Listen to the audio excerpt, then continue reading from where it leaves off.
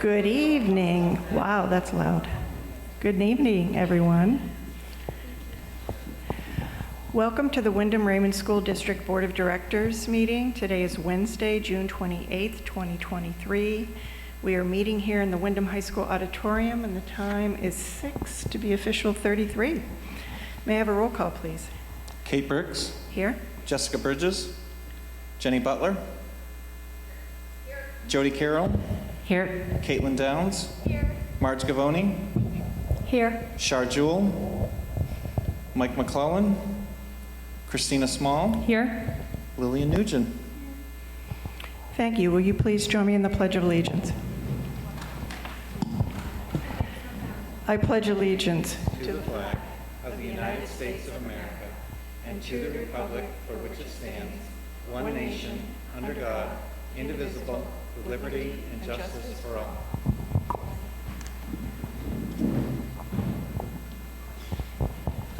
Are there any adjustments to the agenda? No, we don't have any changes to the agenda tonight. The only addition was a couple of appointments that were added this afternoon. The agenda that you have in front of you reflects those updated appointments. Terrific, thank you. Before we begin, I'd like to extend a very warm welcome to our student representative, Lily Nugent, who is going to be a senior this year at Wyndham High School.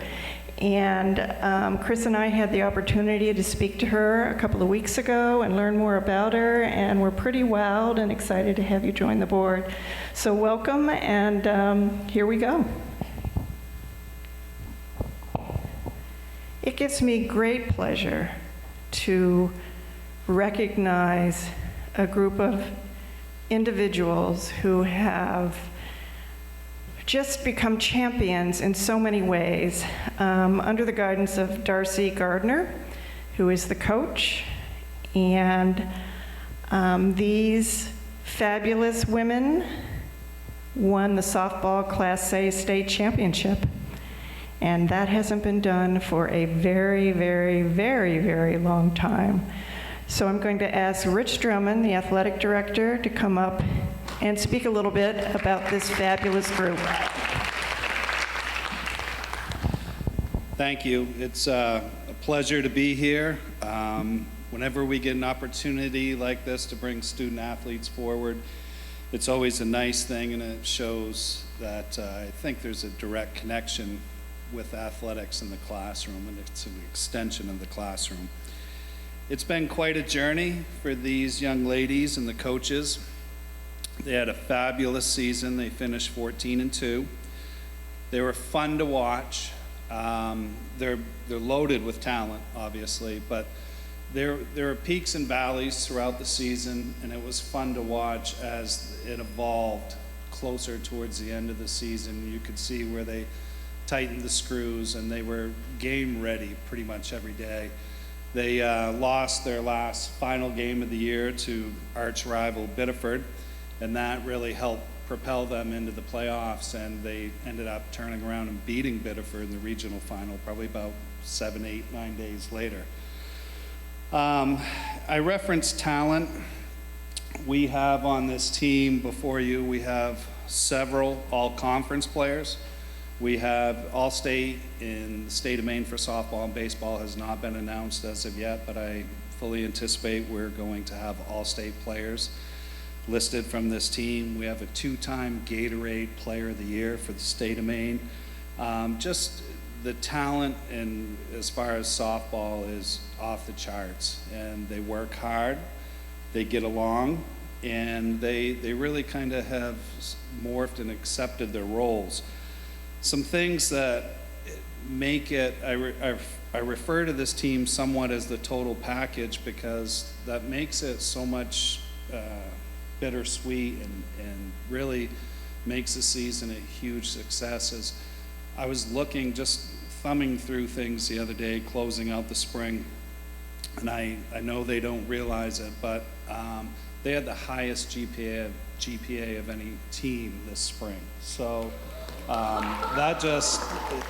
that refers to the sentiment as far as the total package. They're good athletes, they're good students. I don't know, I know a few of their parents are here. I don't know of any that got in trouble this year as a year-long thing or during the season. I can tell you, I think the worst thing I had to deal with our 3 seniors was they told me, they said, Mr. Drummond, we're going to participate in senior skip day. And I said, no, you're not. And they said, yeah, we are. And I said, no, you're not. And I said, if you are, you're not going to practice the next day, period.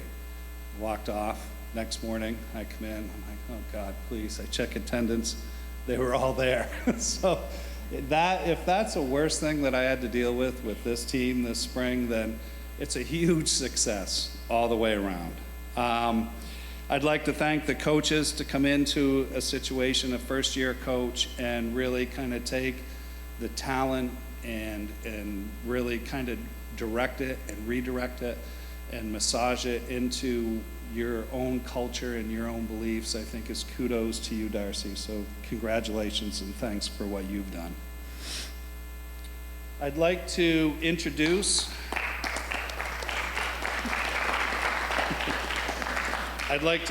the kids for you. There's a couple that aren't here tonight, but ladies, when you hear your name, you can just stand right up. That'd be great.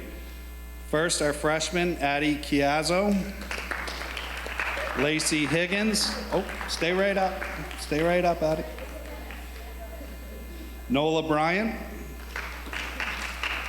Belle Pinto. Oakley McLeod.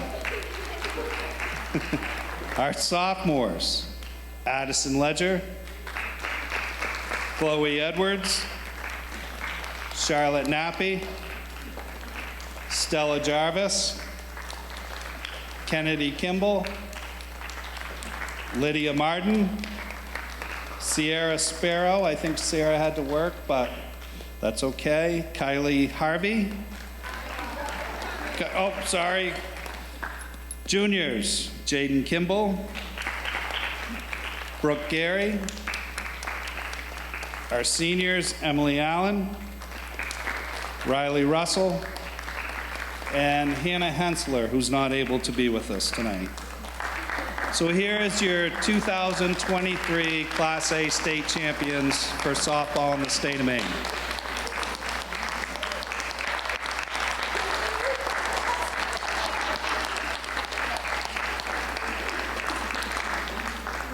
Miss Harvey, I mispronounce your first name all the time, so my apologies. But here they are, folks, and it's been a pleasure to serve as their athletic director this spring. This is icing on the cake. So great group of girls. Thank you for the memories. Thank you for the laughs. I put on a few pounds because of you folks. I lost a few more hairs because of you folks, but it's all good. But here they are. So, guys,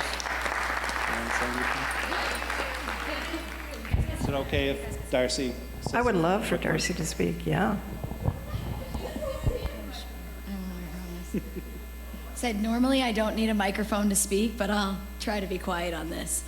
My big thank yous for us. What Rich didn't just admit is all the 9, 10, 11 p.m. text messages and phone calls and the Sunday afternoon phone calls and text messages.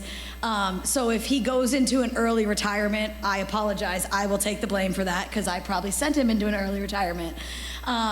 But just a big thank you to you guys. This community has been awesome for these girls, celebrating each of them. I hope they feel like superstars in the community right now, because I know people still haven't stopped talking about it. So thank you to you guys for supporting this team and supporting athletics. We all know we wouldn't be here today without the higher-ups supporting us. So thank you guys very much. Thank you, Darcy. I'm pretty sure the girls wouldn't be where they are today if it wasn't for you and your guidance. So thank you for your leadership and serving these women so well. I'm not a huge sports fan, but I can tell you that I was riveted every day with the Portland Press Herald to follow you guys, to see whether you won or you lost, and the whole thing, and it was just so exciting for me, and I know the rest of the Wyndham Raymond community, to follow your path to this amazing end. And we're just so proud of you. We are just incredibly proud of you. And that, where does that golden glove live? It's immense. I might have to, that's going to live in the trophy case right behind the concession stand out in the hallway. After, I was going to have the girls put it in there, and I was going to take a picture of them doing it, and I'll put it out on social media. But looking at it, Kate, I'm not sure if it's going to fit. I might have to do a little readjustment, but it will be in the trophy cabinet. Well, it's magnificent. Thank you so much for coming this evening, and thank you for representing us so well. We're just, again, so proud. Thank you.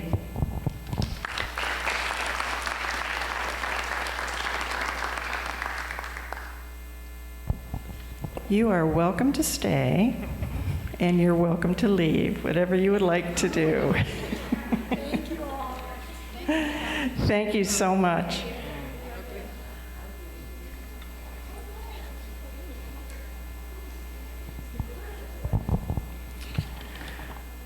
We're going to move into public input, and as usual, I will read the guidelines.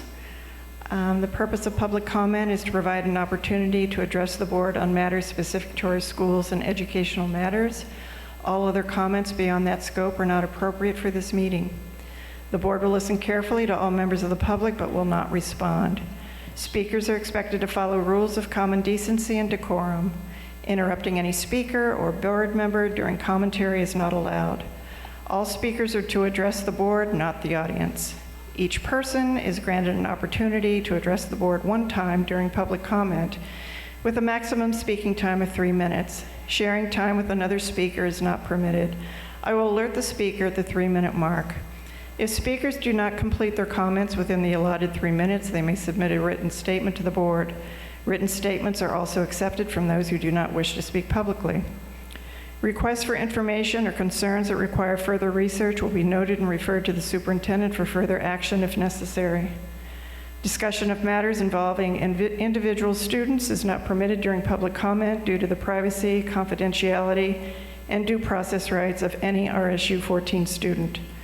Comments, positive or negative, regarding any individual staff, either by name or specifically identifiable by position, are not permitted. If the comments continue, the mic will be turned off. What this means is anyone who receives a paycheck from RSU 14 is off limits. Complaints about any district employee should follow the process outlined in policy KEB. Public complaints about school personnel are not permitted during public comment. Adults must share their first and last name and the town they reside in. Students, however, are only required to share their first name. Finally, if you read an excerpt from a book, please state the title and author. Thank you all for joining us this evening. We look forward to hearing from you, and now we will begin. Who would like to go first?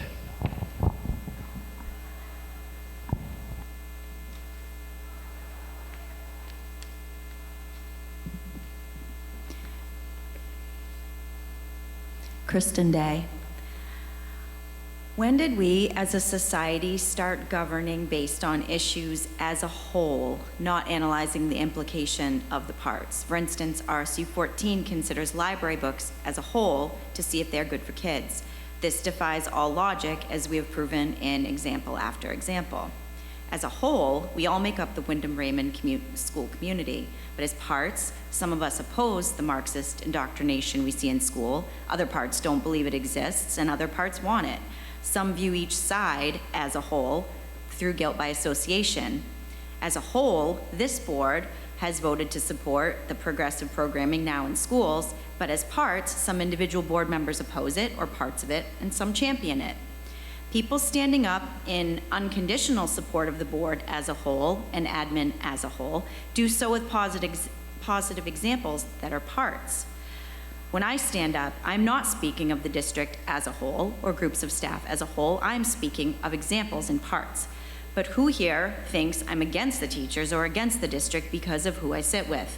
I've had 15 years of amazing experiences and relationships in our public schools, but I can't give blanket thanks to this board as a whole for serving because there are too many parts that aren't working. Sexual and depraved parts of library books matter for certain ages. SEL curriculum and surveys labeling kids based on social, racial, economic background first is divisive. Counselors pushing programming to get kids to think about their sexuality in primary school and up is inappropriate, and transparency between admin and the community needs work. What separates humans from the rest of the animals is our ability to reason. If we defy that nature, we're just in a cage slinging our poop at each other. Yet certain leaders and followers claim that viewing things as a whole is the best way to make rational decisions on how to educate our children. I give more consideration to choosing produce than some people are giving to choosing leaders in this town. If we're being rational, we would all acknowledge that test scores in Maine and student morality are by far the lowest they've been in decades, and we'd start examining the parts of the system to find out how to fix it. The bottom line is that some members of this district, the lawyers making money off this quagmire, and the state want it this way. I will continue to focus on the parts that are off the rails, and as always, I'm hopeful for the kind of cooperation I've seen in nearby districts. See you in August. Anyone else?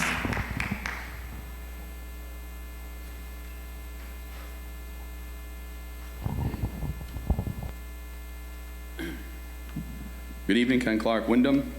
And again, I guess I'm just dealing with a part. A lot of good things happen at this school, but there are some parts that honestly I can't even get my arms around, and I think it's really hurting the children.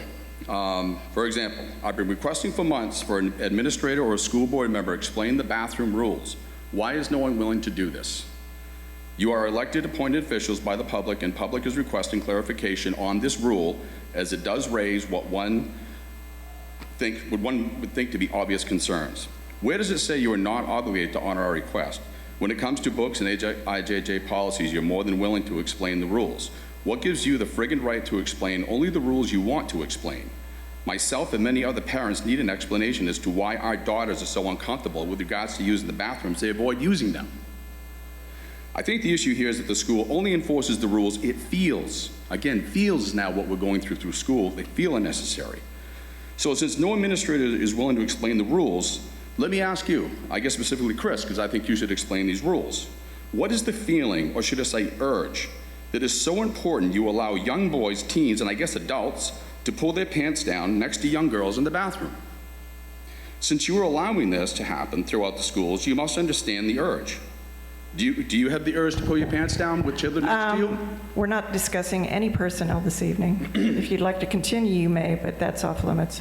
Okay, it's again a generality, because there are other people allowing this to happen. Do they have these urges? Why are they letting this do this? People are willing to let this happen, this administration, and the school board allows this to happen, even though it makes kids feel violated. Young daughters feel violated and don't even want to use the bathrooms. When I drop my kid off at school, I have to think that there's a possibility she's going to see a penis in the bathroom.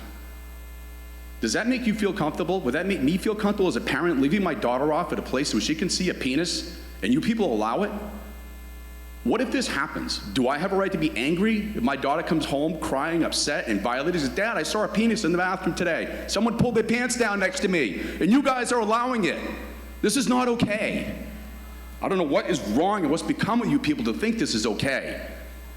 And you won't even have the balls to get up and explain it to the public. You send emails out, you get to call the parent if they want to take an aspirin, but no one has the courage on this board or the administration to get up and say, here's what's going on in the bathroom, general public. We allow boys, and I guess adults for all we know, because no one will state the rules, to pull their pants down next to kids in a public restroom in the school. Can anyone here guarantee that my daughter will not be exposed to a penis? Can anyone guarantee that? Because I think I'd like to have everyone sign a waiver that that's not going to happen. But while this rule is in force, it can happen. And all of you should be ashamed that you're allowing it to happen. Because if it happened to your kid, or even you as a person, how would you feel? Think about it. Please think about how you would feel if someone came into a bathroom and pulled their pants down next to you, and you're a female and it's a male. And you're adults. These are young kids that you're letting this happen to. Your time is concluded. Grow up. Anyone else?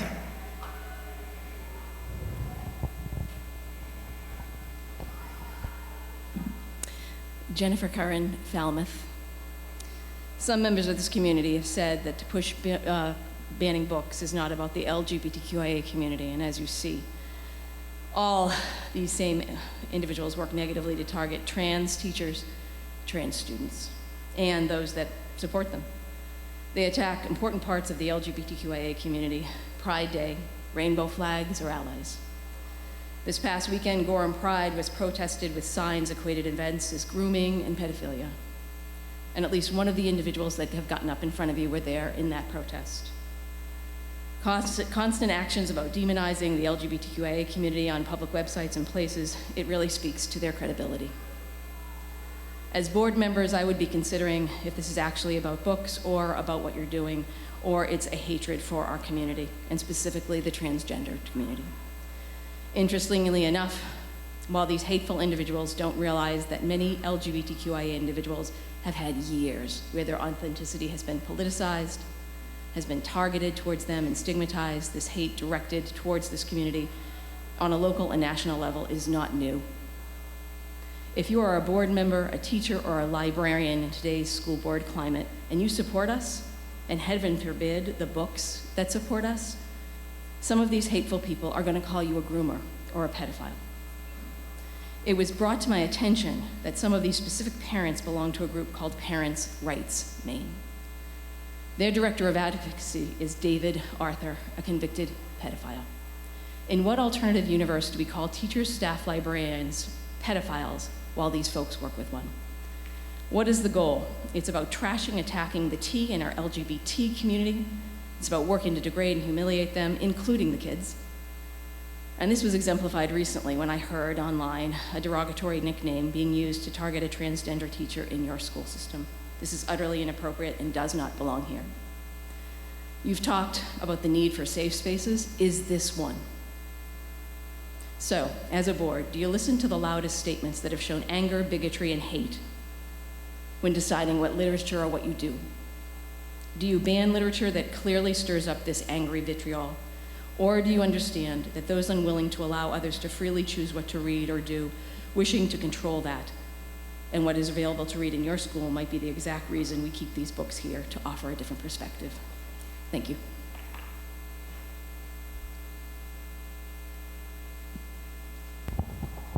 Any other public comment?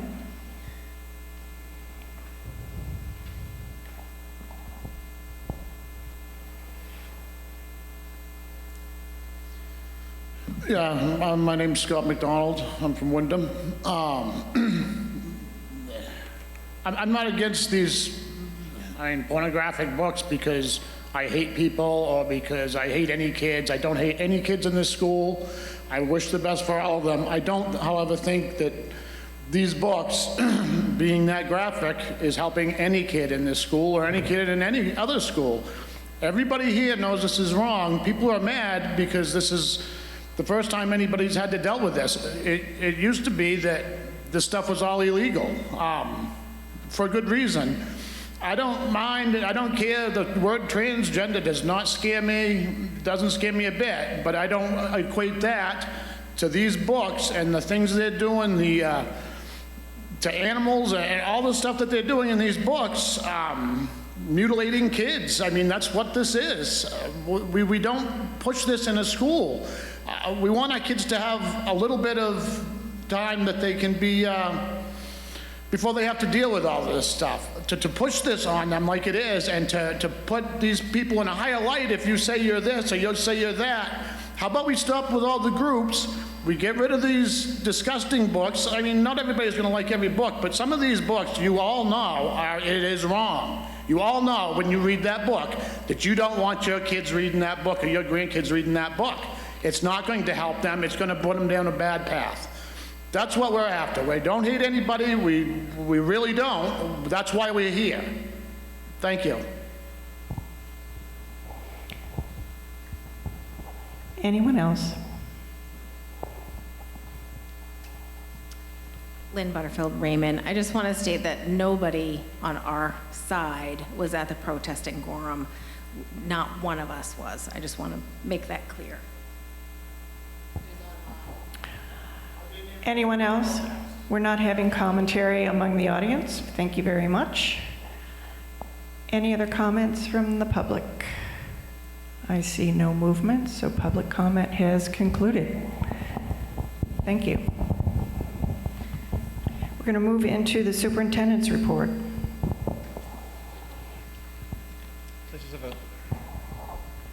I'll go ahead right here. Just have a couple quick things to go through tonight. I know we've got a couple items on the agenda. So first of all, we had a great closing to school. It feels like always the end of the year is accelerating to the very last day, and then everyone goes away and it kind of drops off. But we had a great end of the year. It was nice to be able to have at least a little bit of cooler weather as we finished off some of those hot years that we've had in the past. But great school closing. We've also had some great hires. So we've lost some wonderful people through retirement, but we've been able to replace them with some great hires. And I look forward to the board having the opportunity to meet some of those individuals opening day in August, as we're already starting to plan that. Christine and I had a chance to attend the Commissioners Conference in Bar Harbor on Sunday and Monday for me, and Christine for Sunday, Monday, and Tuesday. And had a chance to hear from some great speakers, but also had a chance for several hours of legislative update. Within this last session, there were over 2,000 bills that were reviewed by the legislature. In fact, we know that even some are being worked on as we speak. 193 alone in education, with the Education and Cultural Affairs Committee.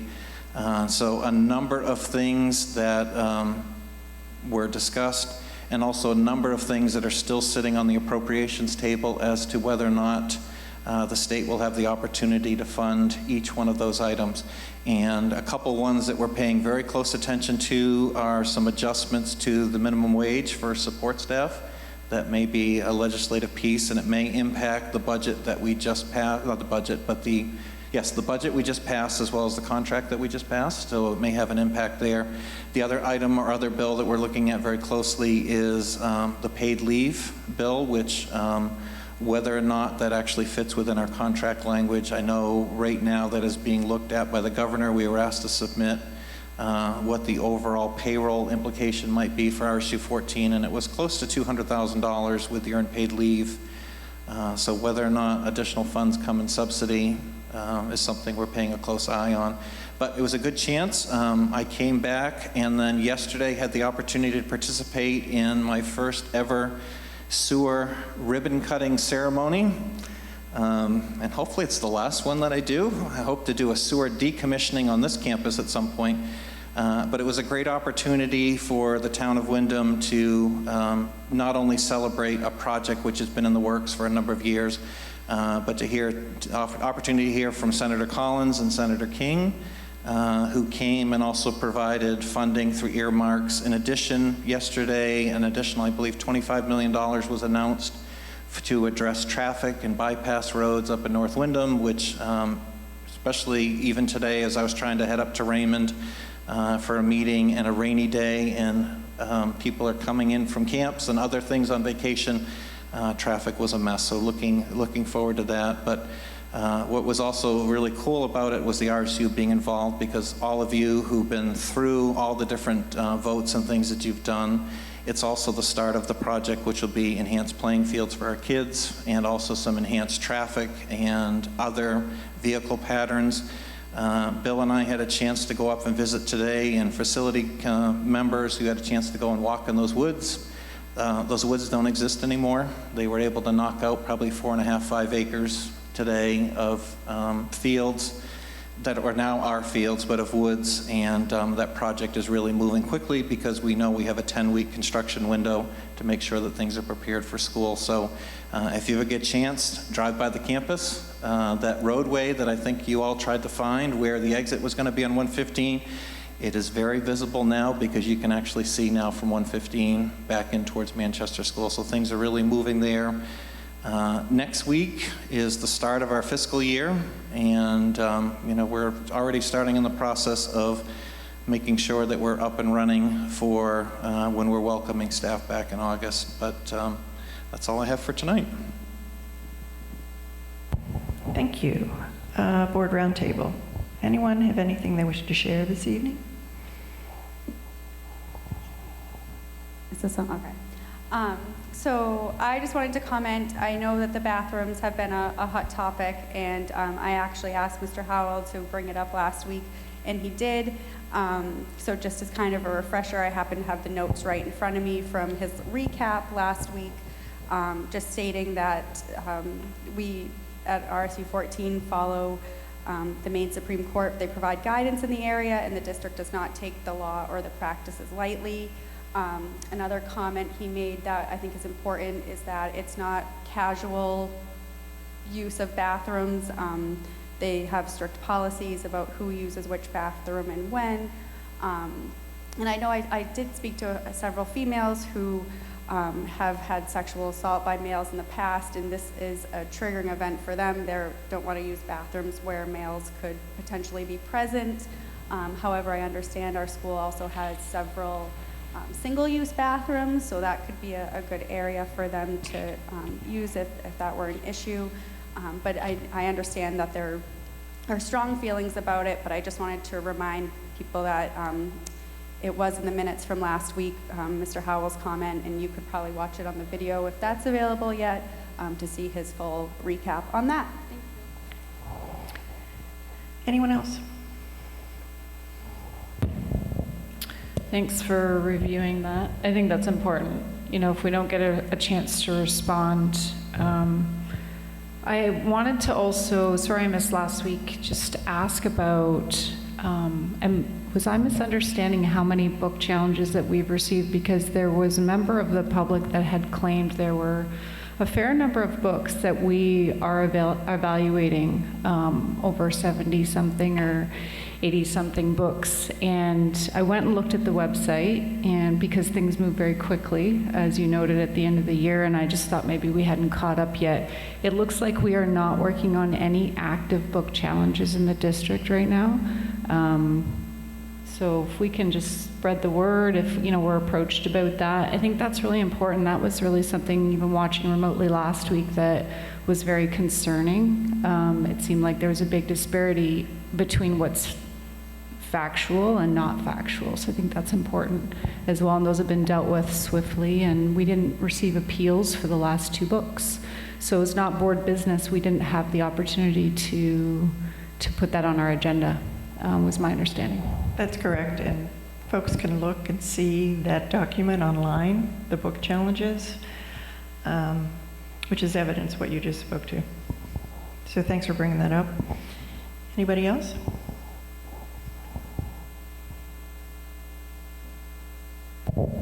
Okay, I know it's been said, it came up yesterday or whatever, at the groundbreaking ceremony, whatever, but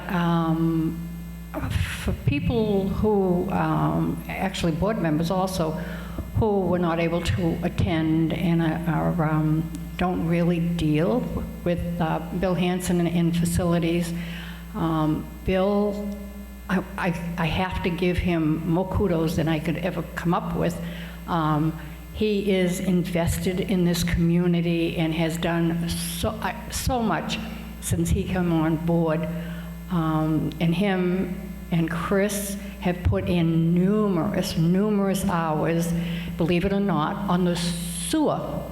Not only just the Manchester School, but the sewer. They've gone to all the meetings. Chris meets with the town manager continually. Bill is at all the planning board staff member meetings. I just want people to know that we have administrators who just don't do their work when they're sitting in their office or something you would relate to being just with the schools. They are very, very invested in this community, and I want people to appreciate that. That's all. I know we heard some things that are not terrific, or people's opinions, but we have a great administration team, and we have great staff and great teachers, and everything on this board that we do, even if we don't agree, is what we feel is best for all the students. Have a great summer. Thank you. Anybody else? Just to kind of piggyback, I did also have the opportunity to attend my very first sewer ribbon cutting. The turnout was astounding, I've got to say. There were so many people from the town. We had board members. Jenny was there, Marge, Christina, and I. Chris, of course, was there and was a speaker, and as always, spoke so eloquently on behalf of our issue 14. The thing that really struck me when I attended this, and I really didn't expect this, the crowd, and I was wowed. And if you all remember Greta, Greta had a large part in staging the event and was acknowledged by so many people, and she's a recent high school grad, and it was just heartwarming to hear the accolades for one of our students. In any event, the one thing that I really want to highlight is the fact that we enjoy such a wonderful relationship with the town of Windham and the town of Raymond. And that in no small part is because of our superintendent who fosters those relationships with the town managers. It was never more evident as it was on Tuesday. Was that just yesterday? Tuesday, yesterday.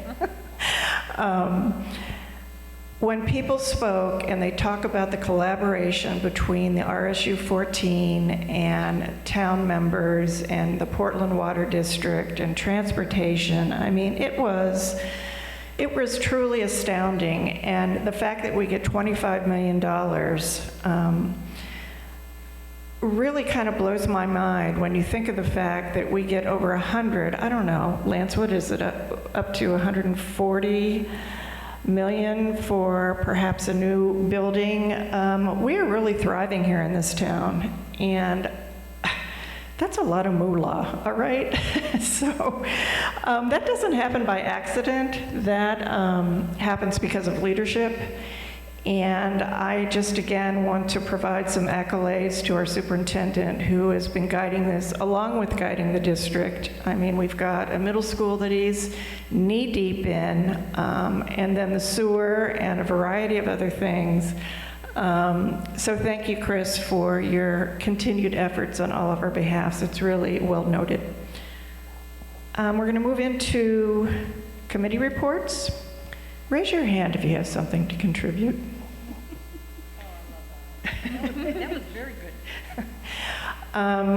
It's summertime now, and there's not a lot of activity. I just want to remind the public that July is the month that we take off typically as a board, and we will not have any meetings during the month of July, and then we'll giddy up again in August, and those dates are to be determined. So now, with further ado, we're going to talk about middle school construction. I'm going to turn it over to Mr. Howell.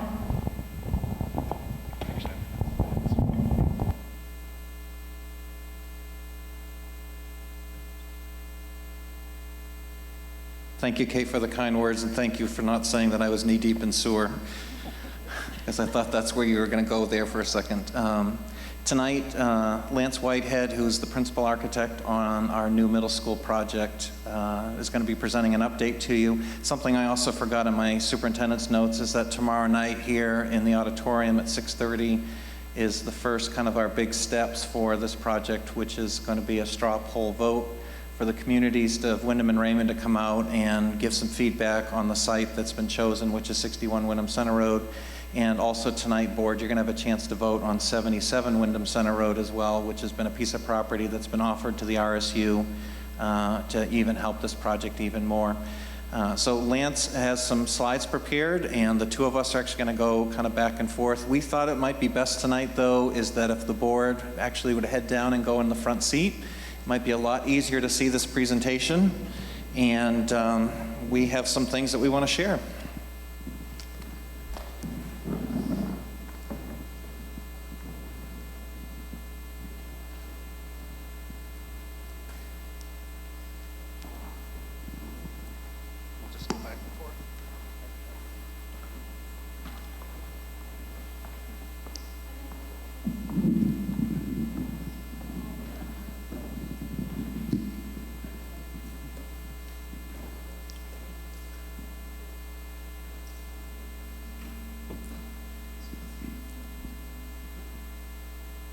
All right, everybody settled?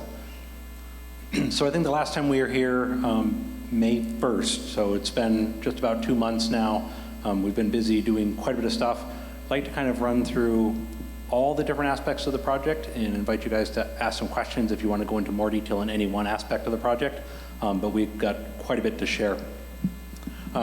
Just reminding all of you and people at home that this is what the state would call a simple 21-step process, but a very rigid 21-step process that is required to get the state funding. Where we are in this process is throughout this process, so there's several criteria that we're looking to meet. Our site selection is actually step 6. That's been overlaid with several of our other things, including educational specifications, conceptual design, pricing, and all of that, which we're also in the midst of. Just looking at our big picture schedule, I know the board has seen this before. We are looking to occupy in August of 2027. We've gone out to several area construction managers and estimators and asked about the construction market today, and they've advised us that we should be expecting roughly a 30 to a 33-month construction window to ensure that we have good bidder participation and that we have good local bidders and put a lot of Mainers to work. Knowing that, we've kind of backed off and said we'd likely be bidding it in December of 2024 if everything goes well, and we'd like to have an early site package to get the site work underway to make sure we have that good bid participation. So that lines us up really well for this November referendum that we're about to enter. Kind of looking at that pre-referendum period, I know you've seen this before, but these are all the things we really need to accomplish during the pre-referendum phase. So we've been doing a great job ticking off a lot of these things off that state list. We are right now finalizing site approval, and that puts us into what we're calling the rollout phase. We have a conceptual design, which I'll show you tonight. We have some cost reviews. We're just starting, and we're doing some cost control, but we're ready to start moving into community engagement, where we'll be getting public hearings, concept approvals, and eventually local referendum. Our goal, though, is to use a lot of the September, October months to do as much community engagement as possible to make sure that people understand the merits of the project and what they're voting on. The site selection straw poll, this is tomorrow night. Really want as many people to come out as possible. This is a non-binding straw poll. It's a necessary step in the state process. Essentially, what it does is gives the ability for people to say, yes, I like the site, keep moving forward, or no, try to stop the process. That is reported to the state board, and the state board takes that under consideration if they say we're in agreement with you moving forward with the school on this site. Tomorrow night's agenda, we're planning to present all the information that's led the building committee to the notion that this is the right site. There's a lot of data there. We're going to do it pretty succinctly because we do know that people are very busy, and within an hour, we'd like to have everybody to be able to vote and get home to their families. So it's going to be a bit of a whirlwind for a lot of information. There will be a small question and answer period, but our goal is just to poll everybody that does show up to say, do you want to keep moving with this site? Do you consider this a good site for a new school? But let's talk a little bit about the overall picture. And I'm going to turn it over to Chris to talk about big picture stuff as to a reminder of where we started and why we're here. Sure. So it was interesting as we're going through these and even prepping for Friday with the state school board, all the work and all the milestones that have been met so far. And one of the first questions we had to answer for Department of Education is whether or not the current building is something we should continue on with. And that's the current Jordan Small building and the current Wyndham Middle School building. So Lance and his team actually went through and built a lot of work which had already been done with Bill as far as the application process. Lots of building issues with Wyndham Middle School has some structural issues. Both buildings, energy code, end-of-life systems other than Jordan Small. We just updated the boiler. Neither building was actually built for teaming, which is a middle school fundamental piece. And then also just missing spaces of some things that you want to have in a school. So things even such as an SRO space or adequate office space or even nursing space and things that we learned with COVID, inadequate sized cafeterias, classrooms that are far too small for what they actually designed for. The other thing that we've had a lot of discussions about, and with the building committee, this is a once-in-a-lifetime opportunity. It was 20 some odd years ago when the state came through and looked to do Wyndham High School. State will not be returning again in the next 20 years, so part of this is also what can you as a board and what can we as a community leverage for resources as much as we can while we have this opportunity, because all of you know school districts around us are currently looking to build buildings outside of the state program, and it is a very expensive process and an expensive process on the mill rate. We also know that new buildings do impact education. There is definitely a bump that you receive from the new building. Today we spent some time in some energy modeling. This will be the most energy efficient building within the district by probably threefold. And then we also know that this project is going to open up some space for pre-K, which we've been wanting to do larger scale in the district. The other thing that is one of the most exciting things about this project, and we actually 2 years ago in October talked about this with the Raymond Select Board, and also had a chance to talk it with here with the RSU 14 board. Given the sizes of the two middle schools, and given what we're trying to do with equity of programming, so that if one has a STEM program, the other has a STEM program, it was next to impossible given the two schools. And so being able to then provide equitable services, equitable programming, so that everyone has access to STEM, everyone has access to foreign language, everyone has that opportunity to do an art class for whatever period of time, able to do that. So this building, and already starting back to Dr. Locker several years ago, is really built on teacher teaming, planning time together. Special's part of a team. It's a very unique design. It's actually a design that a number of middle schools now are kind of wanting to take a look at. Definitely a team-focused team structure, and looking at how do we create schools within schools and a lot of continuity for our kids, so that they really know their team well. This is going to be a large school. We're projected to open close to 1,100 students with kids that are currently in district. It's being built for 1,200. So how do we take that larger building and kind of push it down a little bit?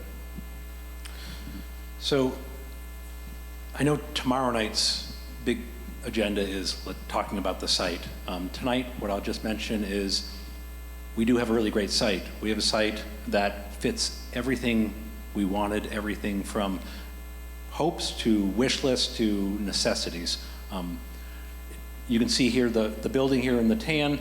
It also fits 3 community fields that serve students during the day, community in the evenings.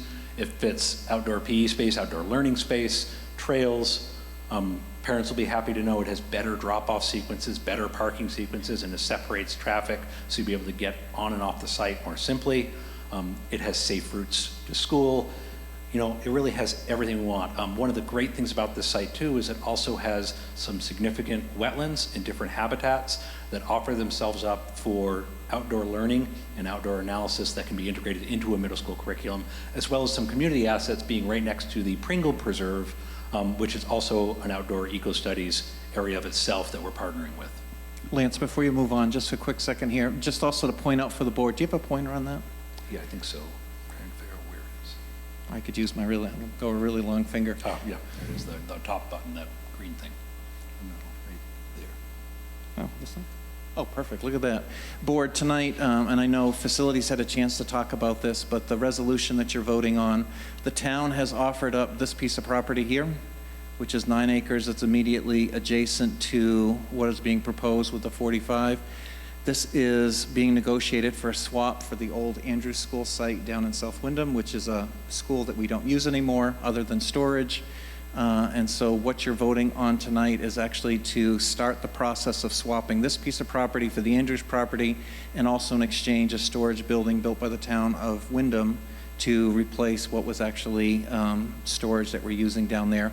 The town will continue to use this as a laydown until they have other sites they're looking at to move out. But as you can see, it adds another big chunk of land to this particular thing, to this particular property, making definitely a bigger space for us to be able to kind of spread out a little bit. Just so that you get an idea, for those of you familiar with Cumberland, the Greeley campus, Greeley High School, Greeley Middle School, Elementary School, is on the exact same size plot. So 3 schools on the same size that you're looking here for 1 school. This is a 110-acre campus here with Windham High School and now Windham Primary. So you are significantly also increasing your land holdings for future generations and for future schools. See a question over there.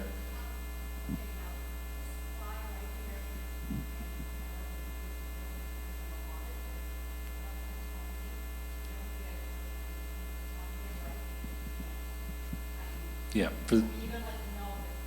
Yeah. For people at home, we know the text on some of these slides is not legible for you to read from at home. Neither is it legible for anybody here. It's a diagram showing where the site layout is. Digitally, when we post it online, it's one of the reasons we put text on there, so if somebody wanted to zoom in and say, what is that field, they could see a little bit more information there. Okay. So understand that from the beginning, we've been working with the building committee with the idea that we shouldn't just design a building and plop it down on the site and do the right thing by respecting wetlands, but we should design a building that meets the site well and enhances the site and connects to the site and to leverage some of the site's assets. So this site, as I mentioned, has wetlands of special significance. It has some high wet areas actually on it that are unique environments. It has a lot of field space and open space. And our goal was to design the site to allow students to go outside, access those points and be able to come in a secure fashion, and as well as to allow the site to have community access to those. A few of those site features that are critical to that are outdoor classrooms. We're also putting in outdoor boardwalks that allow people to access some of those critical habitats without disturbing them. And those come both from the school side here, as well as from the community side here, with the Pringle Preserve being right here, with parking lots and an eco-studies barn that's already on the side, on the property. Looking at the building, I know the board has seen this, this design before, but we've partnered with the Department of Education and the board to create a very durable, highly efficient building. Some really important aspects of it. This is south-facing, so this is south, this is north. That's important because what we wanted was a building that is south-facing and north-facing for the best optimum education light. Every classroom in this building, every science lab, every significant education area has either south light or north light. So nobody's getting beamed by the sun and nobody's sitting in the cold. Both of them have great light for learning. So we stacked, with that premise, we stacked a 3-story design on both sides that allowed us to put education areas in upper level and allowed us to create a very tight envelope. You can see pretty simple layout on the building. Simple is good because simple is efficient and simple is cost effective, but it's also very durable, very energy efficient. Looking at that design, you can see different types of masonry. It is a big building. To house 1,200 students in the future, that's a significant area, 267,000 square feet. I think that's more than 6 acres of building. It's a big facility. So we've broken that down. Looking at each of the education areas, you can see our education areas, every classroom has lots of natural light. Just to give you a sense of scale, you can see a person there. Each of those windows is about 8 feet tall and roughly 10 to 12 feet wide. These are big window areas. Now, with our mechanical systems, we're able to make all those window areas also energy efficient with triple pane glass because we're looking at a fully air-conditioned building, which means we don't need to have operable windows. And we did that with, I'll talk a little bit about it in the future, with an air source heat pump that is not dependent upon fossil fuels, so we can do that energy efficiently today. One of the important things for us, and one of the things that when we polled students, was creating a clear sense of entrance that's welcoming, that they know where to go when they get to the site.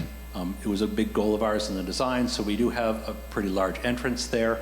I'm going to go through some of the security features of that entrance in a moment, but our goal was to create an entrance that is inviting, but also has areas, what the students said is we need areas to be able to sit down outside the entrance, to be able to meet with our peers, and to be able to wait for our parents to pick us up or wait for the bus. It was one of their goals when they looked through different slides of different schools that said, if we can do something like that, not overly expensive to do, but can be integrated into the design. As you can see, our approach to the building does have some of those wetland type grasses that we're integrating into our site design. Again, not trying to get rid of some of what's on the site, but more invite some of that wetland native species in as part of our plantings, but also create clear pathways through those areas that are very maintainable. Looking at some of the outside design features, you can see we're using the building and the site design to create outdoor secure areas where students could be during the day. So with the bus drop off on this side and the parent drop here and some gates that will be on both sides, we've created a zone that students in the daytime can use that is outdoor classroom spaces, a greenhouse, which the committee is continuing to discuss tomorrow night, Outdoor play space, we do have 5th and 6th grade here, and looking at both communities, 5th and 6th grade do use some play structures. Outdoor PE space and outdoor basketball courts, all at the student's fingertip, along with outdoor learning areas and outdoor eating areas. All part of the design, all part of a secure environment, also can be open to the community in the evenings. Another view of that design, you can see where our outdoor play spaces spill into the greater area of the wetland area that is protected, so the students have access to that. We also thought a lot about how will the community use this building in the evenings, on the weekends, in the summer when students aren't there, and we wanted to create significant entrances where if you're coming here and you're going directly to the gym, you would have a good path to get there and a clear sense of entrance to, I'm just going to the gym, I don't need to go to into the main building. You see some of the outdoor spaces of different scales for the students. We also did look at events if somebody was coming here after hours and was going to the stage area versus coming to the auditorium for a major event, as in practices or music areas and things like that. We created an entrance for that. One of our goals in the design was to create entrances that are purposeful, but to limit the amount we have because we do want a secure environment during the day. But create entrances that will allow the building to be partitioned off, that portions of the building could be open to the community while portions were closed down. That saves us energy during those off-hours usage. Now, I know many of you have seen our floor plans. If you've watched the updates from the building committee, you'll see they change almost weekly. We've been getting steady input from administration. We've been getting steady input from Bill Hansen, who's been a great asset to kind of inform us about durability.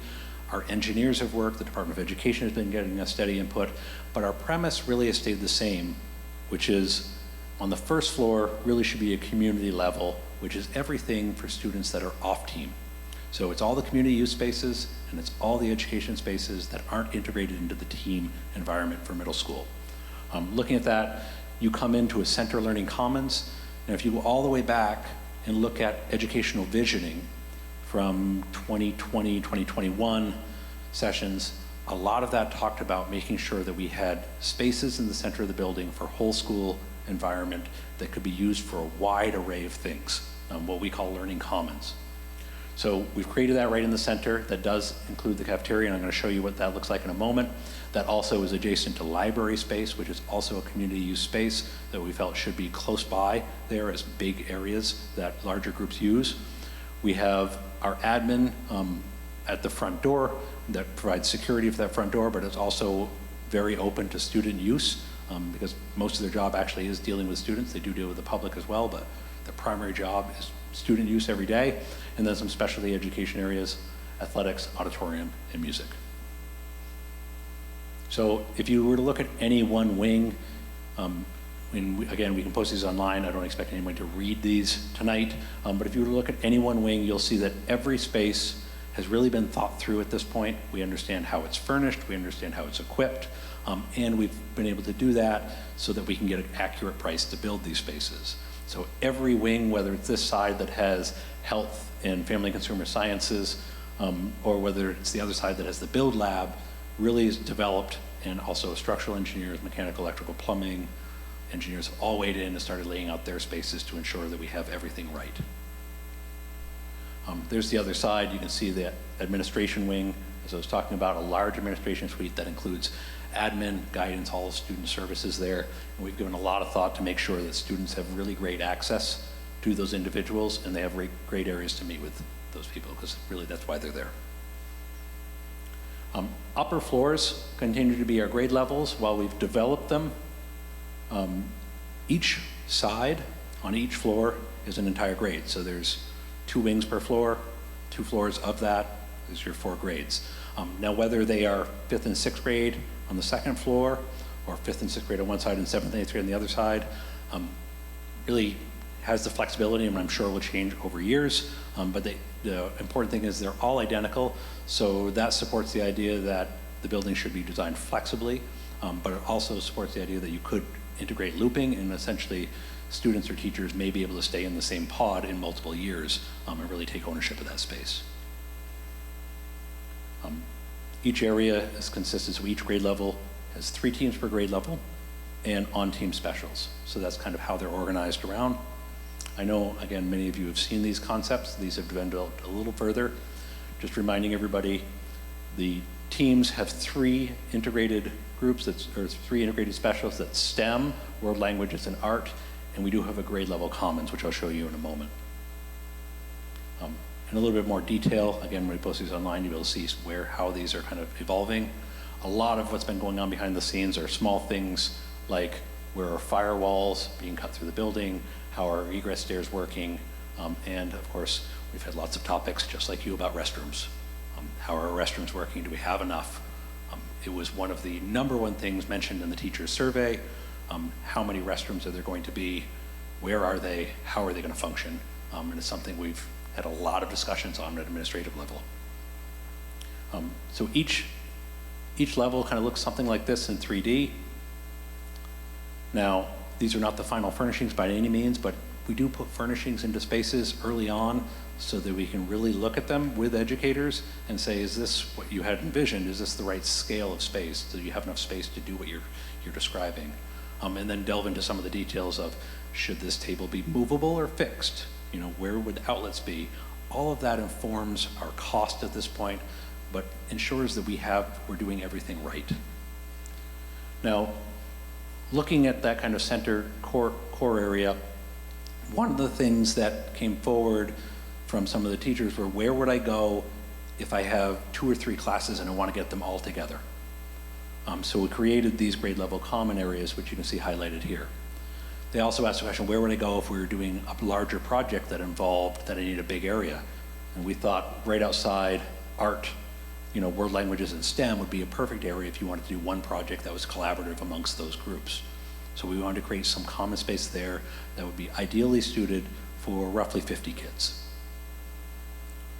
Each team has its own common area that's well suited for roughly 30 kids, but that can be used by small group areas. I'd mentioned earlier restrooms.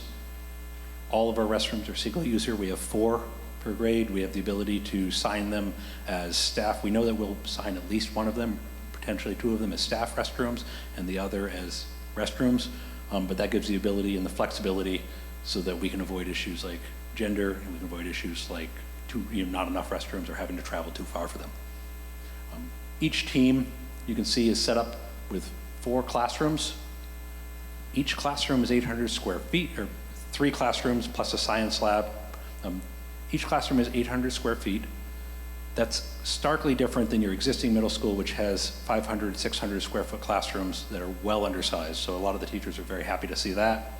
Each team also has a science lab. The science lab is actually fully equipped at 900 square feet, a little bit bigger to accommodate that casework. Each team also has special education and intervention, including spaces here of varying sizes. In the spirit of trying to be as flexible as possible and plan for the future, we've also set in areas of storage areas that could be developed into an additional classroom should your population really fluctuate.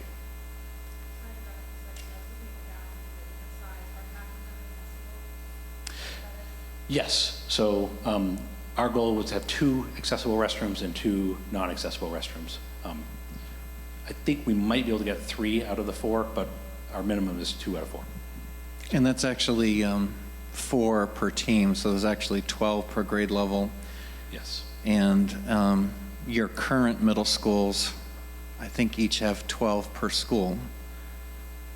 Yes, so some of the schools that the committee looked at and that we've had experience with before had done as few as 2 restrooms per team, so 2 per 200 kids. In going back and meeting with those schools, they said, well, we end up signing one of them staff only, because when staff need to use the restroom, they need to use the restroom now and get back to their class. That created kind of a logjam for the students because they all need to use the restroom at the same time as well. They said, please go to 3.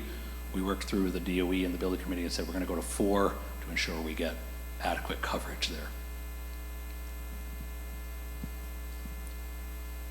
All right, so inside the classrooms has continued to develop. I think when we met with educators, eventually we always get to, please show me what my room will look like, and details matter. Where outlets go affect them every day, how much natural light affects them every day, where the whiteboards are affect them every day, how much storage there is. So we've worked through a lot of that. Also worth noting, we've looked a lot at having really good sightlines, because we said the key to students working independently is that they can be independent of a teacher, but that somebody has their eyes on them at this age. So we've worked a lot at where are our sightlines. Can this teacher sitting here see if they send students to work in this area? That, of course, flies in the face of school security. Say, well, what about during a lockdown? So we've worked through that aspect as well and said, well, then we're going to create some secure areas, which is very clear without being in your face, that this is an area where you can't be seen from the corridor. So some of the, like I said, devil's in the details, but a lot of these details are really coming together to make sure we have really well thought out education areas. Now we are at conceptual design. We still have schematic design, design development, construction documents, and construction to work out a lot more details, but we are thinking about this very early on to make sure that we're getting it right. A significant area that some of the board may not have seen yet is that central student commons. So this is that whole area. What this is all Department of Education funded dining space. And one of the things that we didn't want to do is create a significant area for 400 people that would only be used for 2 hours a day. So we, instead of doing a traditional dining room that would be locked off, we created the dining area that spread itself out, has good natural light, that really can be used by several groups or one big group in the center area, that administration, who are on the corners here, have really good sight lines into to be able to control it, that has technology integrated into it and even has a presentation area as part of it so that it can do a number of things, both for the daytime use as well as for the community. So if the community want to have an event or a presentation or a speaker for roughly 100, that's your spot. If you were having an event where you thought you'd have 400, that's your spot. A lot of it was thinking through what different size groups are we going to have and where will they meet from both the daytime and the evening. Now, one of the things the students told us was when we showed them pictures of large gathering areas, a lot of the 8th graders in particular said, that's awesome, I want to be able to walk into the school, have all of my friends in one big area, and have the confidence to walk into that space. Some of our 5th and 6th grade said, that actually scares me a little, to walk into that many kids. And so they said, what I want is a clear sight line to be able to go either up to my team or a smaller area like this quiet dining. So quiet dining can be used during the day. It's simply a subdivided area that's part of the dining room for somebody that said, I don't want to be overwhelmed with large areas. We've done a couple in a couple other schools. They're pretty popular. One of our other schools has rules for their quiet dining that you actually can't speak in the quiet dining if you go dine there. So should students opt to be there, but it gives them some variability in how do I want to eat lunch today. As you can see, students will have the option of eating lunch in these areas, the quiet dining, or on the Agora as well. The Agora stair is a large presentation area, but give them some flexibility and some agency in how they experience their day. Looking at that main entrance right when you walk in, we really worked through how does administration supervise this area, including the SRO and primary administration, and how does administration really wants to be on display so the students know they're there, having control there. We did look at different areas like our presentation area. Now, as I mentioned, this is ideally suited for 100 kids, so a full team. If they said we're going to come down and do a presentation to an entire team, we want them all in one room, that's the spot. It does have technology. It will have technology equipped in the space, so there will be, it will be like a mini auditorium, so to speak, for smaller presentations, lectures, discussions, and it's right adjacent to the large space, which is our main auditorium here. And then we have our largest space, which is our gym. So the main auditorium, 600 people in that seating, and the gym, 1,200. So those are kind of all of our different groups of kids and how they're going to be able to use the building as well as the community. Looking a little bit in more detail, you can see kind of some of our general materials we've started to select.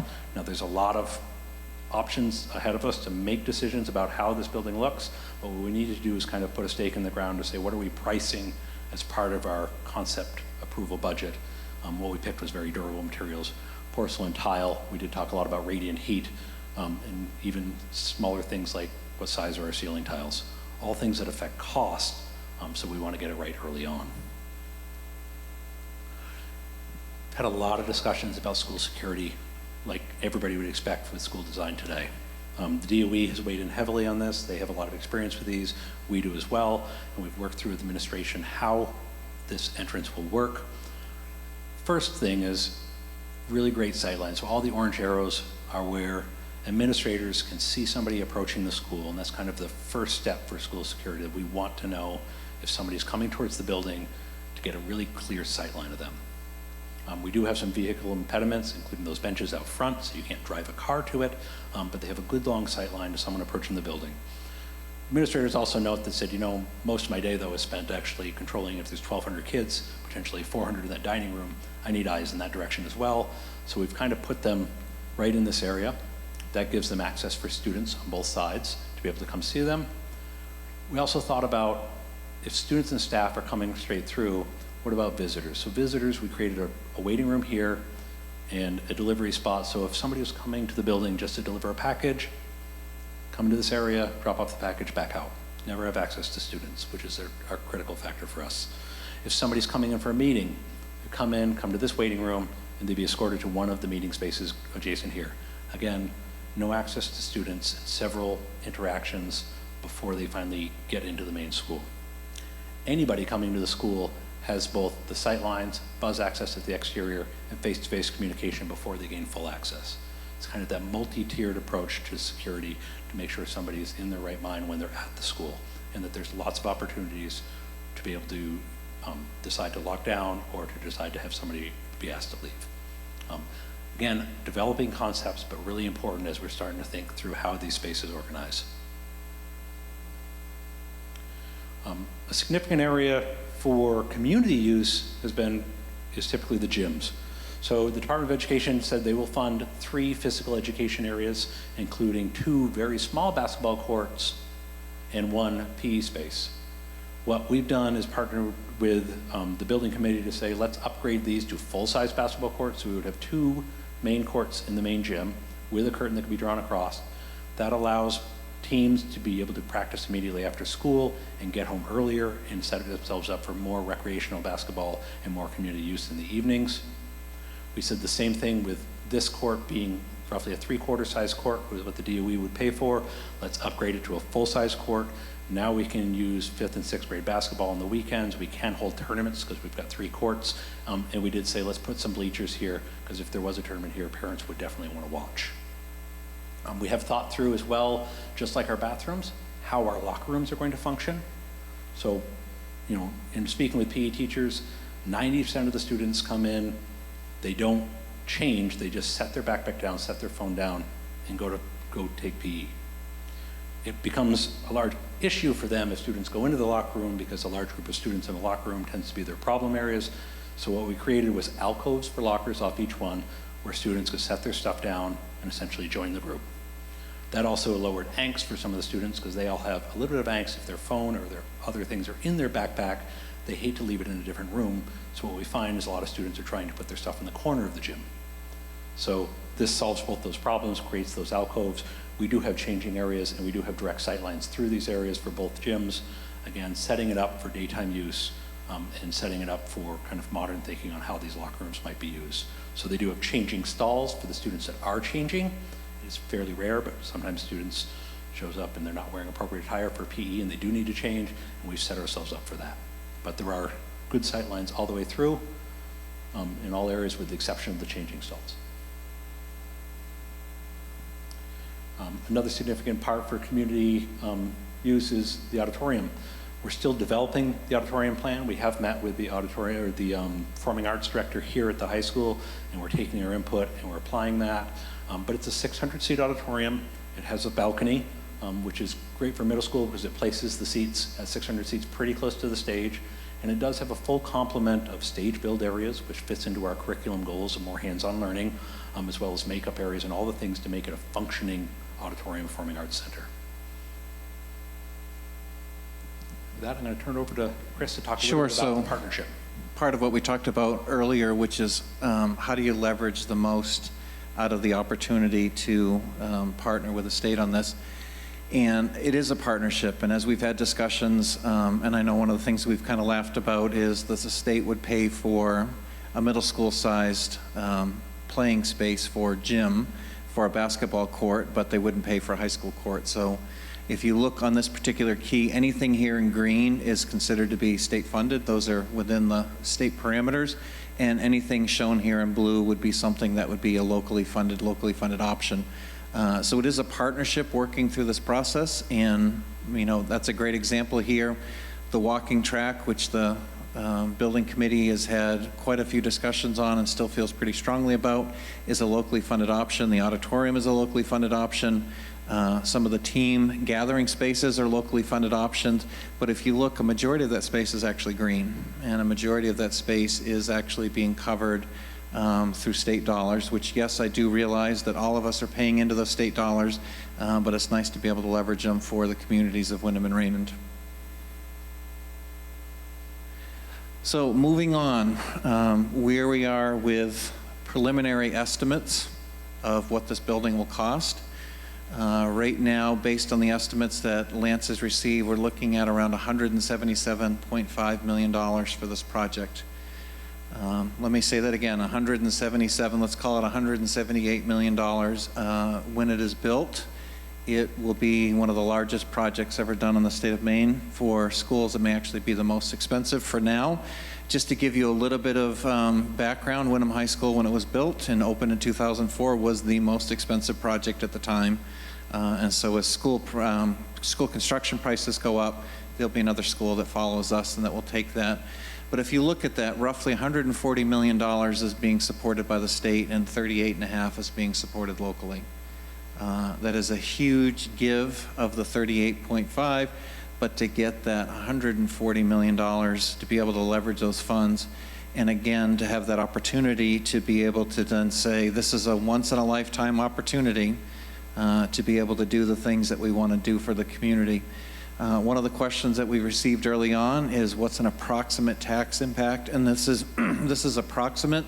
This is a very conservative amount, which is what the Maine Bond Bank actually gives us for an estimator for possible interest rates. Interest rates are going to be lower than what they present, but again, this is for planning purposes and to try to get some information that's out there. So Windham and Raymond are going to be different, and they're going to be treated differently in this because for the Windham side, the state portion of that $140 million, Windham doesn't actually have to spend any money to get that. They just need to actually raise your hand or go to the ballot box and say, we want to accept that portion. For Raymond, Raymond is a minimum receiver and has not met its fiscal capacity. So for the state-funded portion of that $140 million, Raymond will need to pay $300,000 a year, or $300,000 will be assessed to then leverage that $140 that comes overall to the district.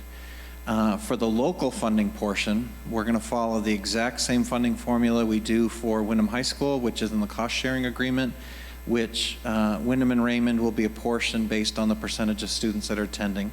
So for this building, roughly 20% of the kids will be from Raymond, and the other 80% will be from Windham. So if you look to the 38.5, 20% is going to be assessed to Raymond over a 20-year bond, and 80% would be assessed over to Windham.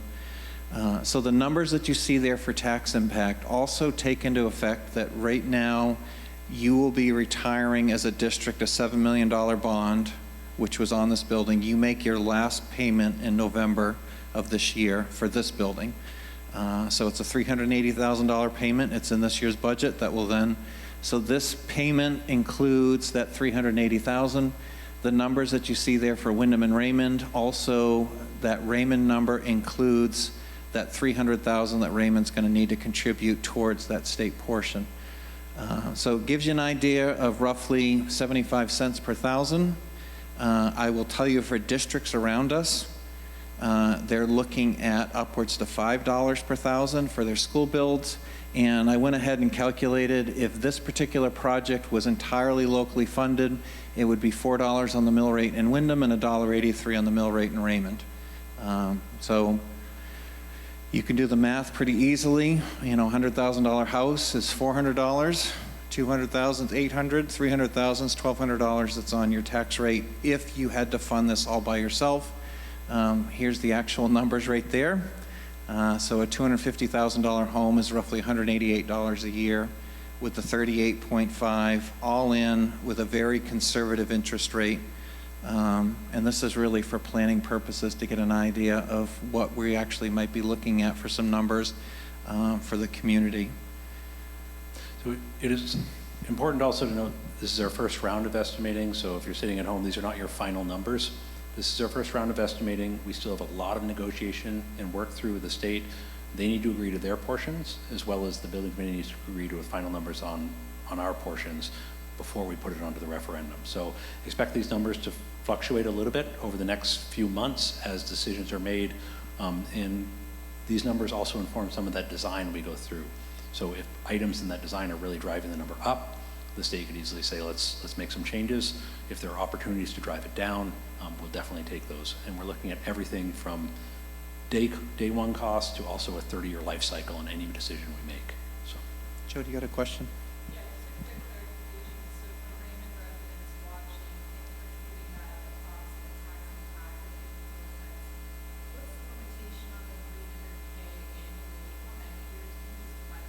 Sure. So the until Raymond hits that has met its fiscal capacity, which right now I think is close to $1.5 million more in spending that it needs to do in order to receive subsidy, then it would be responsible for that $300,000.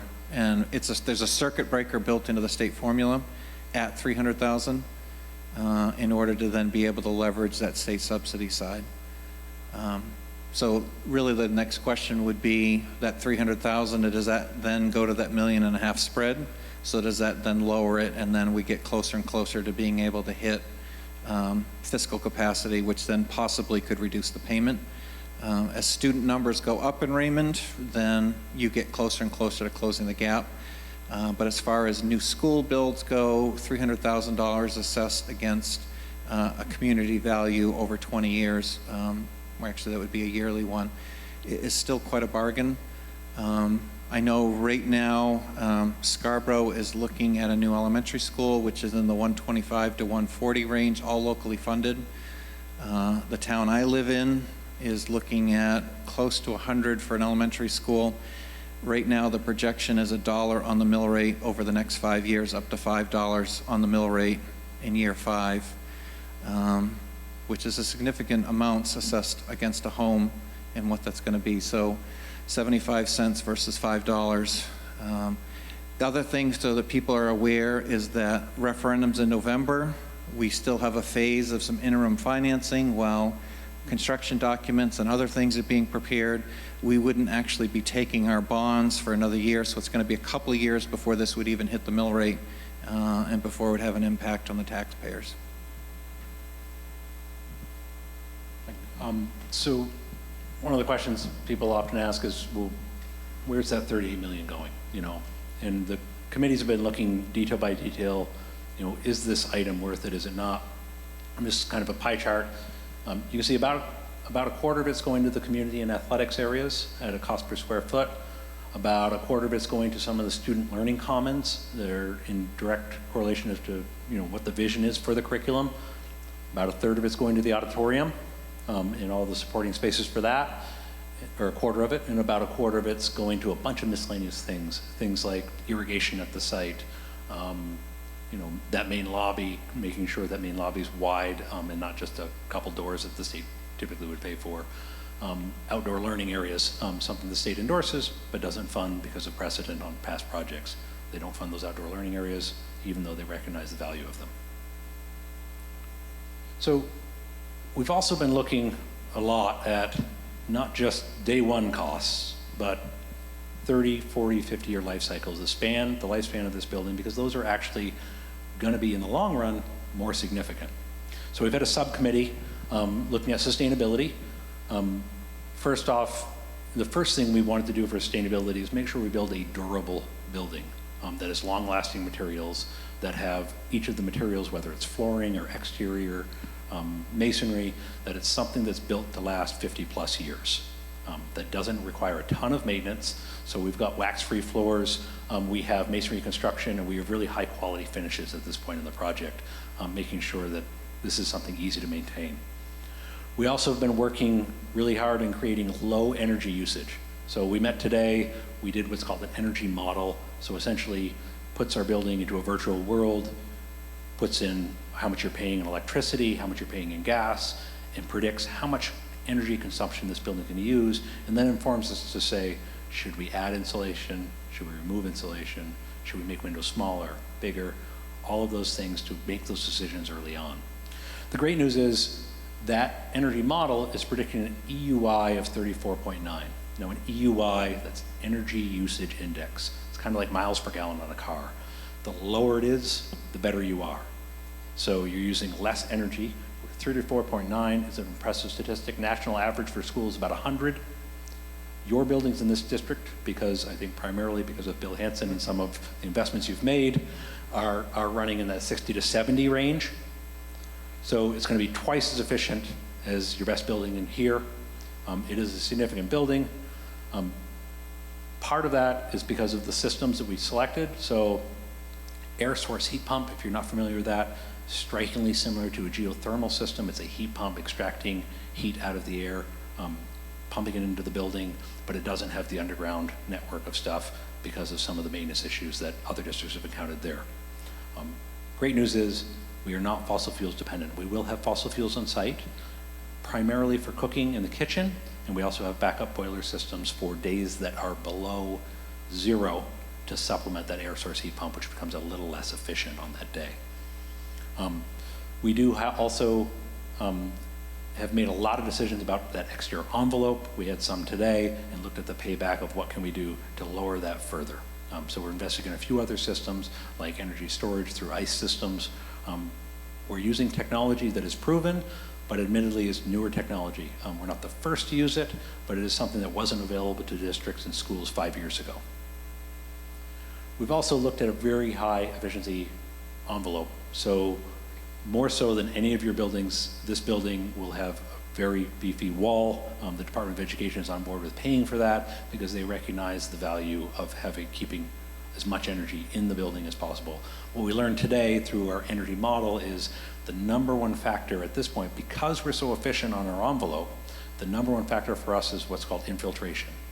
So keep our windows, make sure they're not operable so they don't get left open, make sure doors are shut, and make sure the building is well built, something that we're looking to commission the exterior of the building as it's built to have multiple sets of eyes through construction control. At the end of the day, we want to build a healthy building. What healthy buildings mean today is really good air quality, something that meets air changes of ASHRAE, something that I think every district struggled with when COVID hit, of can we get really great air changes to keep people healthy, significant filtration for that same aspect as part of that system, and really comfortable for students and staff. Again, one of the biggest effects on learning, if you're uncomfortable, it's really hard to concentrate. One of the top items on all of the buildings is when we do teacher surveys are too hot, I'm too cold, and it becomes problematic, or students are too hot, students are too cold, lost all focus. Also, really great natural light. So we have, like I said, natural light in every education space in this entire building. We also have really efficient, energy efficient LEDs, and we're employing daylight harvesting so that natural light also pays the bills, as in lights dim as natural light comes up automatically and lower our energy bill. We have great acoustics. Again, direct part of healthy buildings is making sure you can hear one another, and does have drastic effects on learning. Ultimately, some of the benefits to what's considered a healthy building: lower absenteeism, better learning, improved cognitive function, and improved test scores. If you look up statistically how students do on test scores in a building with natural light, 11 to a 15% swing on standardized testing. All of these things do make a difference. Better mental health for people, individuals, if they're in spaces that have natural light, are healthy. And of course, we do reduce our carbon footprint and have a positive environmental impact. As a school system, you're doing the right thing. You're leading by example, and it's not costing a lot to do it. It just costs a lot of thought early in the process. So with that, turn it over to any questions you have. The goal is a middle school that makes a difference to students, to the community, to teachers.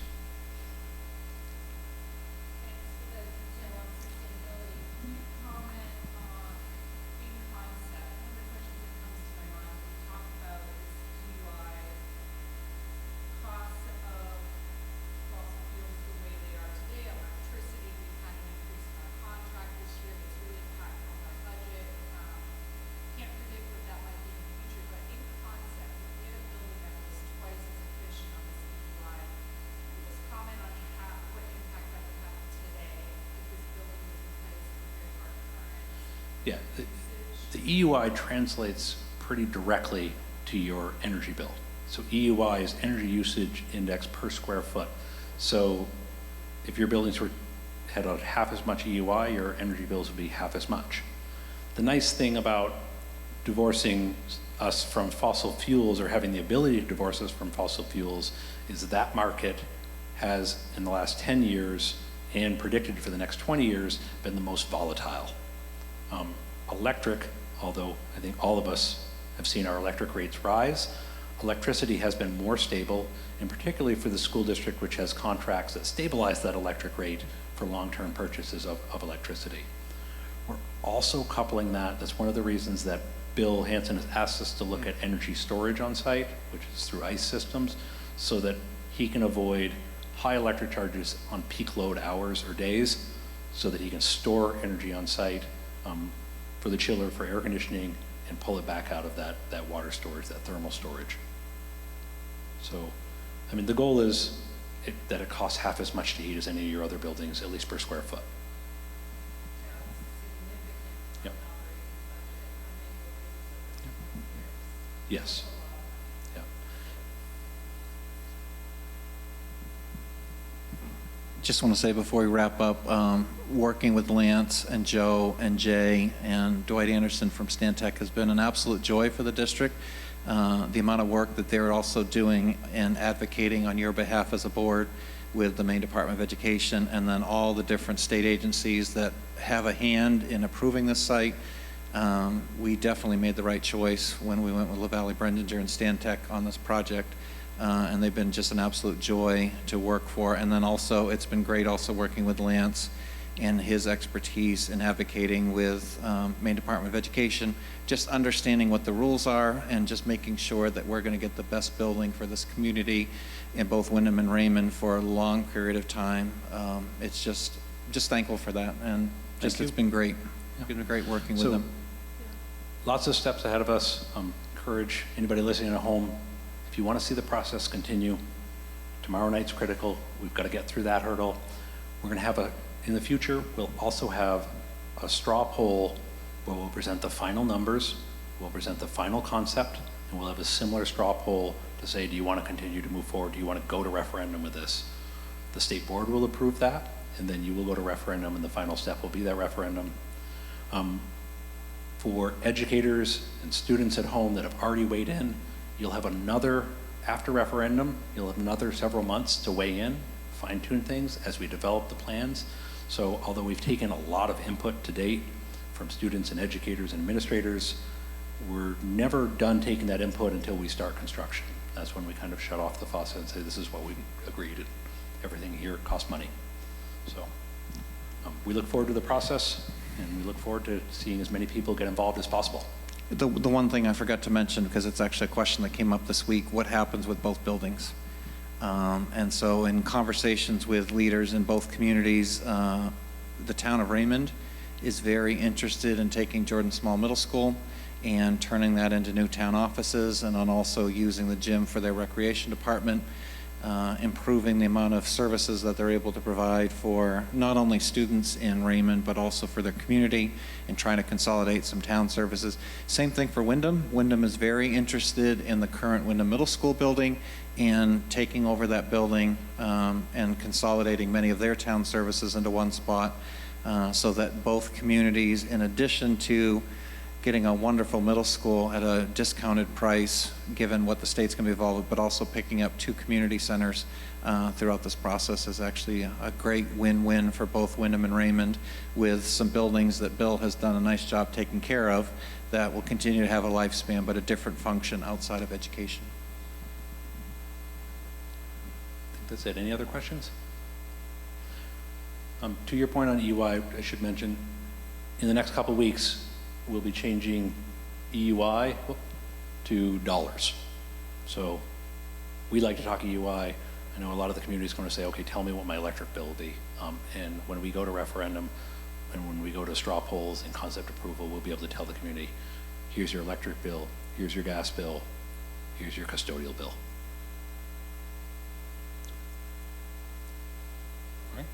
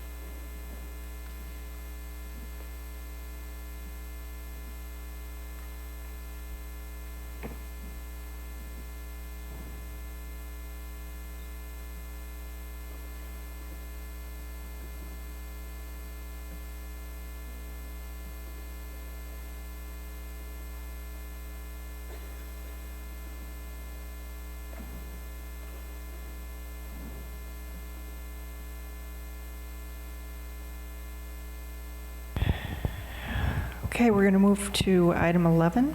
May I have a motion, please? I move that the resolution entitled Resolution to Authorize Property Exchange Agreement for Disposition of Andrews School and Option Agreement for Acquisition of Wyndham Town Property on Albion Road be adopted in form presented to this meeting, and that an attested copy of said resolution be filed with the minutes of this meeting. Second. I see absolutely no public, so I'm going to move to board discussion. Just again clarify, this agreement will allow us to finalize negotiations with the town of Wyndham for swapping the Andrews School site for the town site, so roughly 9 acres for just under 4 acres and a building. In addition, the property on Albion Road, what we didn't talk about tonight is there's 3 acres of wetland that will be impacted in this project, and the worst case scenario is that it will cost $800,000 in an impact fee for that. As a possible way to reduce that impact fee, the town of Wyndham has offered some tax-acquired property on Albion Road, which had been approved for a 12-house subdivision, which the town of Wyndham owns. They have offered that piece of property that we can then offer to Maine DEP as a possible offset for that $800,000. So we have actually a meeting tomorrow afternoon, I think 1 o'clock, to start those conversations with Maine DEP, but that's the Albion component. Any questions? All those in favor? Thank you. Item 12. I move to approve the following appointments for the 2023-2024 school year. Michelle Paulus, grade 3, Wyndham Primary School, PhD 30, for $86,602.89. Carly Raymond, Technology Instructional Leader, Wyndham High School, Masters and 5, $54,016.29. Second. Any board discussion? All those in favor? Thank you. Item 13. I move to approve the minutes of the June 21st, 2023 meeting. Second. Public comment, seeing none. Board discussion. All those in favor? Item 14. I move to approve the employment agreement for Superintendent Christopher Howell at a salary of $158,583.45, which also extends the contract to June 30, 2026. Second. Board discussion. All those in favor? Thank you very much.